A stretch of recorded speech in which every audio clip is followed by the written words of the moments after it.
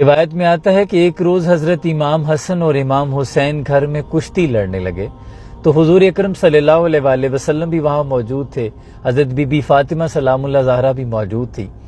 تو حضور حسن سے کہنے لگے کہ حسن حسین کو پکڑ لو، تو بی بی فاطمہ سلام اللہ زہرا عرض کرتی ہیں ابا جان یا رسول اللہ صلی اللہ علیہ وآلہ وسلم، آپ بڑے کو کہہ رہے ہیں کہ چھوٹے کو پکڑ لو؟